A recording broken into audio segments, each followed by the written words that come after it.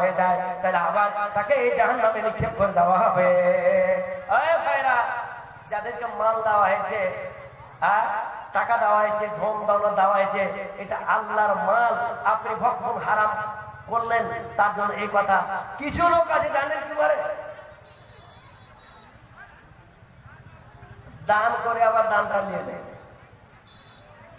ডাকাতি করলে না, চুরিও করলে না, পরের মাল মারিও করলে না, কিন্তু দান করে আবার ভক্ষণ করাই বলে ই আরো হারাম।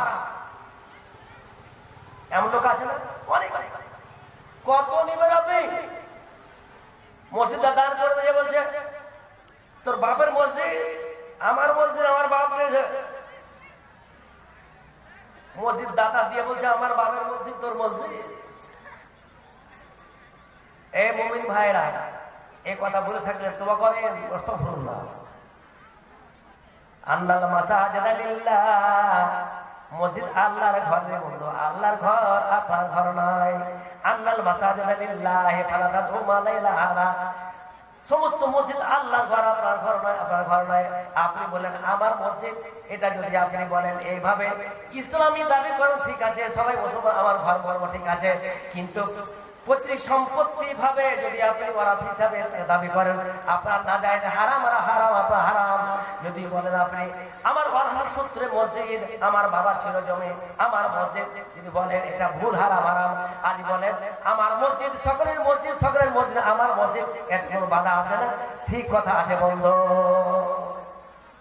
জানেন রাসূল পাক সাল্লাল্লাহু আলাইহি সাল্লাম যারা সাদকা নিয়ে নেয়, গুটি একটা নতুন ফতোয়া বের হয়েছে, এটা মৌলিক ফতোয়া নয়, পাবলিক থেকে বের হয়ে গেছে। একটা লোক জমি দিয়ে দিয়েছে, আর তারপর বলছে বলি সাহেব জমি তো দিয়ে দিয়েছি, মসজিদে বা মাদ্রাসাতে লিল্লাহি দিয়ে দিয়েছি, তো এই মসজিদ এই জমিটাকে আমি কিনে নিলে হয় না, আর কিনে নিয়ে দামটা দিয়ে মৌলবি ভাবে যদি সালা না দিই তো দিবে না, হয়তো মৌলবি বেড়ে পড়ে যায়, যেহেতু দিবে জমিটা নিবে। ভাইরা আমার, বুখারী শরীফের হাদিস, হযরত উমর রাদিয়াল্লাহু আনহু একটা ঘোড়া আল্লাহর পথে দিয়েছিলেন, সাদকা দিয়ে দিয়েছিলেন, একজন লোককে দিয়ে দিয়েছিলেন। তারপর ওই লোকটা ঘোড়াটা উপরে চড়ে আল্লাহর রাস্তায় জিহাদ করে, সবকিছু করে, ইসলামিক কাজ করে, দিয়ে দিয়েছে। হযরত উমর কিছু দেখছেন, যদি ওর বাড়িতে ঘোড়াটা কঙ্কল হয়ে গেছে, এবার দুর্বল হয়ে গেছে, চলতে পারছে না, খুব কম দুর্বল হয়ে গেছে। হযরত উমরের একটা দয়া নেমে আসলো, আরে আমার বাড়িতে ঘোড়াটা এত হৃষ্টপুষ্ট মোটা ছিল, আর এখানে গিয়ে লোকটা খাওয়াতে পারছে না, দুর্বল ক্ষীণ হয়ে গেল, তো যাক ঘোড়াটা কিনেই নিব আমি। আর খেয়া করলেন ইউ কিনে বিরক্সেন, হতে পারে আমাকে কম দামে দিয়ে দিবে। তো উনি ভাবলেন ঘোড়াটা নিতে তো নিব, তবে ফতোয়াটা জিজ্ঞাসা করেই নিব, কি হয় বলা হয়। তাই রাসূল পাক সাল্লাল্লাহু আলাইহি ওয়াসাল্লাম কাছে জিজ্ঞাসা করলেন, হযরত উমর, হুজুর আমি দিয়েছিলাম একটা ঘোড়া, আল্লাহর রাস্তায় দান করেছিলাম, তো যাকে দিয়েছি লোকটা একবারে ঘোড়াটাকে দুর্বল ক্ষীণ করে দিয়েছে, একবারে ঘোড়াটা দেখে আমার দয়া হয়ে গেল, তা আমি চাচ্ছি ঘোড়াটা কিনে নেব হুজুর, আমার খেয়াল যে হয়তো অল্প দামে দিয়ে দিবে।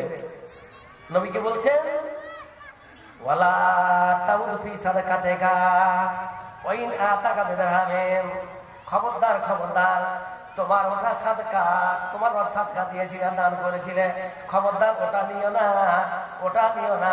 যদি তোমাকে একটা দিরহামে দিয়ে দেয় তবু তুমি নিও না, তুমি নিও না, খবরদার।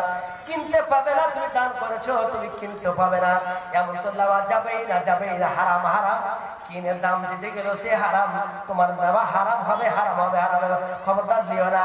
তারপর ওই বললেন আল্লাহ আয়াত ফি হিবাতিহি কাল কলবি ইয়াঈদ ফি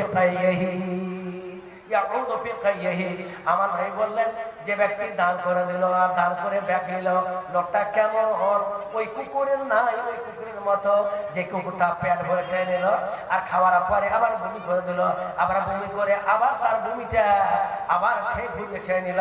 বলছে যেমন কুকুর নিজের বমি খেয়ে নেয়, অনুরূপ ওই ব্যক্তি, যে ব্যক্তি দান করে আবার দানটা ব্যাগ নেয় বা কিনে নেয়, তার সেটা হলো ওই রকম হারাম, ওই হারাম। এমন লোক আছে না? অনেকই আছে, অনেক লোক আছে। কত নিবেন আপনি? কত নিবেন? বাপ দান করে গেছে, ছেলেরা তার নিজের কবজায় রেখেছে, বুঝে না জমি দিব না, এটা আমাদের দখলে থাকবে, ওর দখলে থাকবে। দেখেছেন তো, ওর দখলে থাকবে। ওর দখলে কেন থাকবে? এমন আছে না, অনেক আছে যারা দাম দেয়। ভাইরা, আপনার দানোয়া জমি যদি আপনি আবার ব্যাগ নিয়ে নেন আর ফসলের মধ্যে কিছু গলজোর আছে, আপনার ওই মালটা খাওয়া হারাম। হারাম চুরি করা শুধু হারাম নয়, ডাকাতি করা শুধু হারাম নয়, সুদ খাওয়া শুধু হারাম নয়, এগুলো অনেক বিধান আছে হারাম। হারাম আপনার হালাল টাকার মাল হারাম হয়ে যায়। আমরা এগুলা করি। আমাদের যুগটা কত খারাপ জানে? ভুল করলে আমরা ভুল স্বীকার করতে যাই না। ফেরেশতারা ডুবরে ডুবরে কাঁদছে আর ভুল স্বীকার করে, আল্লাহ ভুল করেছি, মাফ করো, আল্লাহ মাফ করো, আল্লাহ মাফ করো, মাফ করো। ফেরেশতারা দিন তসিব করতে আছে। তারা মৃত্যুও নাই, এখন মরেও না। তাদের সামনে জানাজা আসলে বুঝতে পারতো, তাদের জানাজা তো বের হয় না। আর আপনার সামনে রাত দিন জানাজা বের হচ্ছে, তবুও খিল করতে পারছেন না। ফেরেশতারা কবরে যাবে, ওরা কবরে যাবে না। আপনাকে কবরে যেতে হবে, আমার কবর যেতে হবে।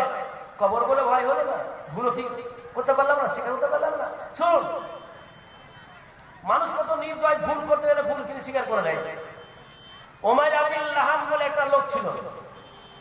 ওমাইর আবিল লাহামের গোলাম। আবাল লাহাম বলা হয়, আবাল লাহাম। আবা মানে এনকার করার, লাহাম মানে মাংস। মাংস কাউকে কোন দিত না, তাকে আবুল লাহাম বলা হয়। ওর একটা দাস ছিল ওমাইর। উনি বললেন যে আমি আমার মালিকটা কসাই ছিল, তো আমি মাংস টুকরো টুকরো করছি, হয়ে গেছে। টুকরো করতে করতে একটা ফকির চলে এসেছে। আর ফকির চলে আসার পরে বলছে, ইদিন বিসমিল্লাহ, আমাকে দাওটা আল্লাহর রাস্তা তুমি দাও।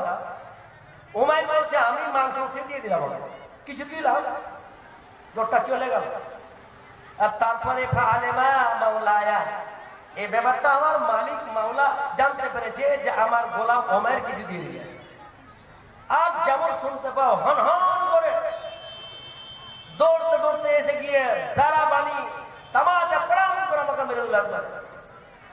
এমন করে আমাকে মারলো, একবার নয় পাওয়া যায় যে লাতামানি আলাওয়াজি, আমার চেহারাতে মেরে দিয়েছে। অন্য রাজবা যারা বানি আমাকে মেরেছে। খুব আমি ব্যথা পেলাম। এই ব্যথা কাকে বলবো? মালিক তো আমার মারলো, আমি কাকে কথা বলবো? তখন উনি বলছেন যে তো এলা রাসূলুল্লাহ, আমি আল্লাহর নবী দিকে চলে গেলাম। নবীকে বললাম, ইয়া রাসূলুল্লাহ, যারাবা সাইয়্যিদি, যারাবা সাইয়্যিদি, যারাবা মাওলায়া, আমার মালিক আমাকে মারলো, আমার মালিক আমাকে মারলো, আমার সাথে মারলো। বলে কেন মারলো? বলছি একটা মাংস ছিল, সেই মাংসটা আমি রেডি করছিলাম, টুকরো করছিলাম, তৈরি করছিলাম। এর মধ্যে আটা মিসকিন, একটা মিসকিন চলে আসলো, ফাসালানি, আমার কাছে চাইলো, আমি অল্প মাংস দিয়ে দিলাম। এই মাংস দেওয়ার কারণে আমার মালিক জানতে পারলো আমার গোলাম এরকম দিয়ে দিল। তাই রাগের পরে আমাকে চর মেরেছে, পিঠে মেরেছে, এরকম মেরেছে। হুজুর আপনি বলেন তো, আমার মালিককে বলেন, হুজুর কেন আমাকে মারলো, আমি কোন অন্যায় কাজ করলাম, হুজুর বলো। ওমাইর বলছে, আচ্ছা আচ্ছা ভাইরা আমার নাইবার ফাদা আবু রাসূলুল্লাহ, আল্লাহর নবী তিনি ডেকে পাঠালেন। ওমাইর বলছেন, আমার নবী আমার মালিককে ডেকে পাঠালেন। আমার মালিক তাড়াতাড়ি চলে আসলো। নবী বলছেন, তুমি কি এই লোকটাকে মারলা নাকি? বলে হ্যাঁ মারলাম। বলে কেন মারলা? বলে হুজুর আমি হলাম মালিক, মাংসের মালিক, টাকার মালিক, তারও মালিক, আর আমার বিনা অর্ডারে কেন মাংস দিয়ে দেয়? এই জন্য আমি বললাম কি, রাগ থামতে না পেরে আমি ভালো আদাম, আমার রাগ জমে গেল।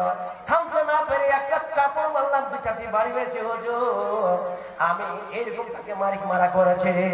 আমার ভাই বললেন, হায় রে পাগল অধম রে, তুমি একটা এমন কাম করে দিলে। বল আগ্রহ বাইরে কমা, যদি দান করে থাকে এই দানটা শুধু তার জন্য নয়, তুমি যদি দান করতে একাই পেতে, যে তোমার দানটা তোমার মা, এই নকর তোমার চাকর, তোমার এই গোলাম করলো তার জন্য ডাবল নাকি পেয়ে গেলা। তুমি একলাই দান করলে যা নাকি পেতে, এবার তোমার ওই গোলাম যা দান করলো তোমার সমপরিমাণ দান করলো, এবং আল্লাহ তাআলা নিজের পক্ষ থেকে তখন তোমাকে অপরিপূর্ণ দান দিয়ে দিল। বলো তো তোমার এই গোলাম তোমাকে দান করার কারণে সে অনেকে পেলো, তুমি নাকি পেলে? কি অন্যায় করলো? অন্যায় করে না, অন্যায় করে নাই। সাহাবীরা বললেন, রাসূলুল্লাহ, হাবিবাল্লাহ, ভুল করেছি হুজুর, আমি এমন বড় ভুল করলাম, আমি বানু আদম রাগ করেছি, ভুল করেছি হুজুর, আমি তাকে আজাদ করে দিলাম, আমি আর তাকে রাখলাম না, আমি আজাদ করে দিলাম।